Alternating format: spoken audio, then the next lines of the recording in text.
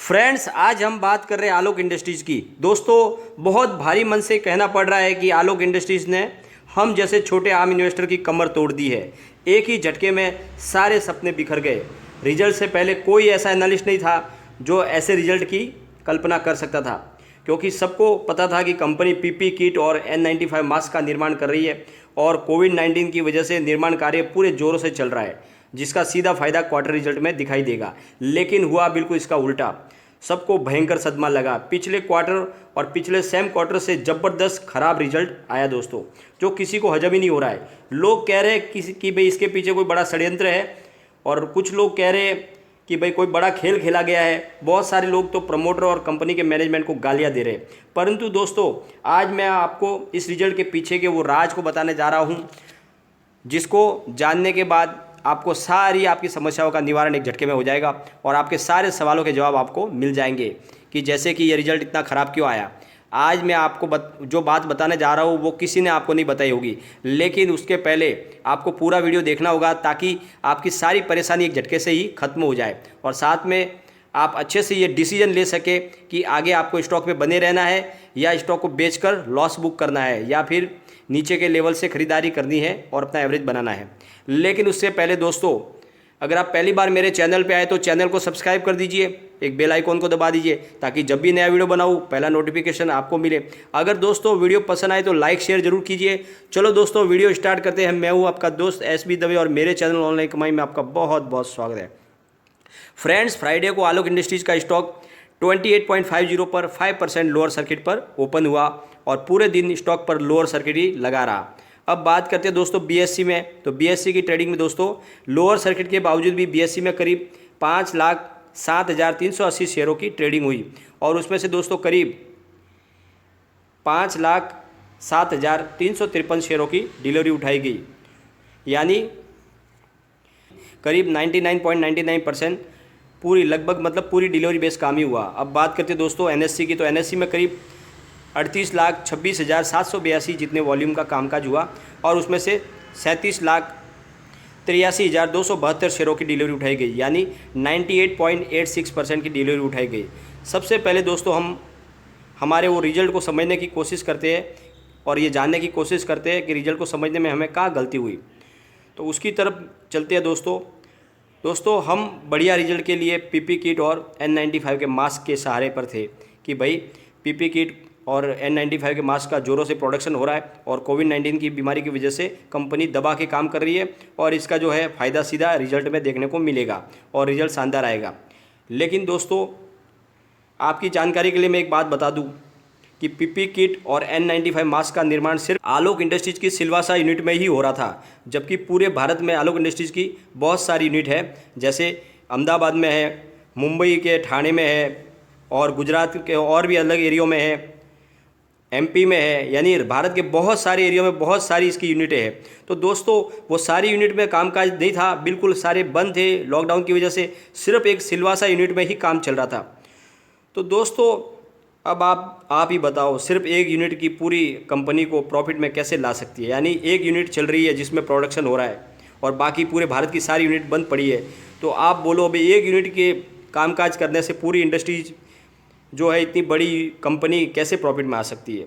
और वैसे भी पीपी किट का निर्माण अप्रैल के अंत में शुरू हुआ था दोस्तों, और यानी जो अभी इसके पीपी किट के निर्माण जो में इनको प्रॉफिट मिला है उसको वो अगले क्वार्टर में रिजल्ट में दिखेगा दोस्तों। यानी पूरा का पूरा रिजल्ट इसमें शो ही नहीं हो रहा है, क्योंकि ये सिर्फ 1.5-2 महीने का ही प्रोडक्शन है।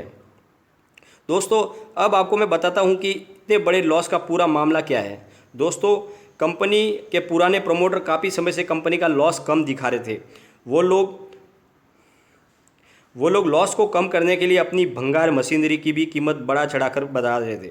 जो उनके पास मतलब जो उनके एसेट्स थे उनकी वो कीमत कुछ भी मतलब बढ़ा चढ़ा के ही बता रहे थे और इस तरह से वो लॉस रेगुलरली कम दिखा रहे थे।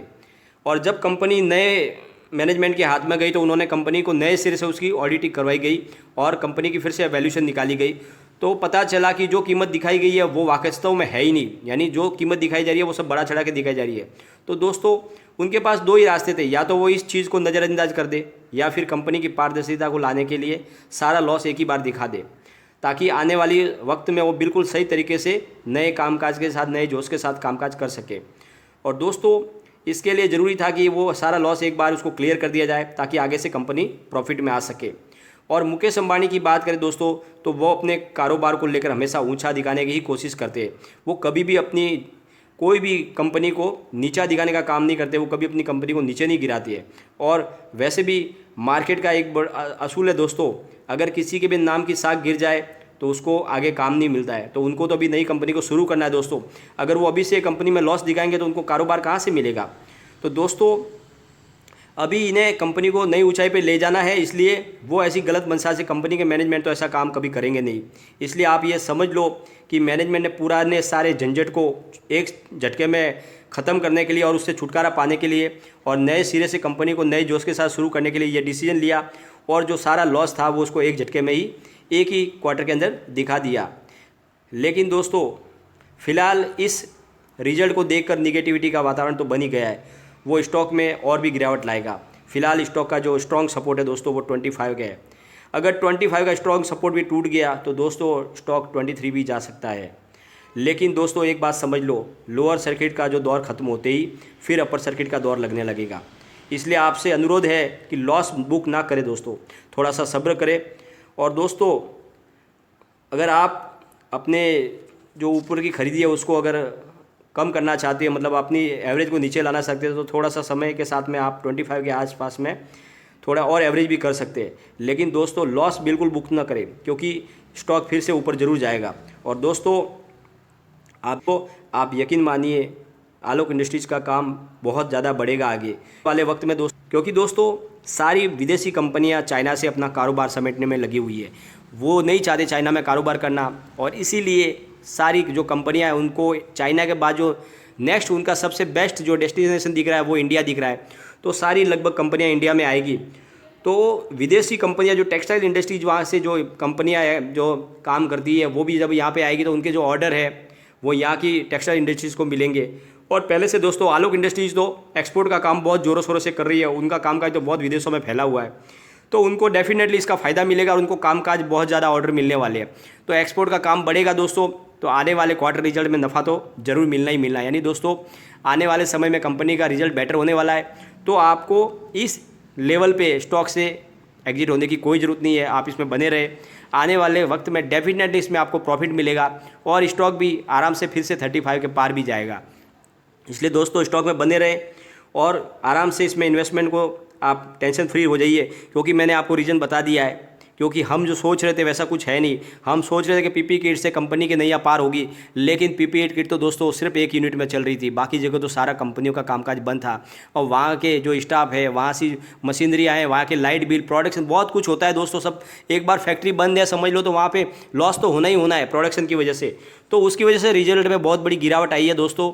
लेकिन डरे नहीं, इसमें सब्र रखें और बने रहे, कंपनी आपको ज़रूर प्रॉफिट में लाएगी। लेकिन दोस्तों कोई भी इन्वेस्टमेंट करने से पहले एक बार अपने फाइनेंशियल एडवाइजर से एक बार एडवाइस ले ले या अपना खुद का रिसर्च करें, क्योंकि मैंने ये वीडियो सिर्फ आपके एजुकेशनल पर्पज़ के लिए ही बनाया। वीडियो अगर पसंद आए तो दोस्तों लाइक शेयर जरूर कीजिए और चैनल को सब्सक्राइब कर दीजिए। थैंक यू दोस्तों।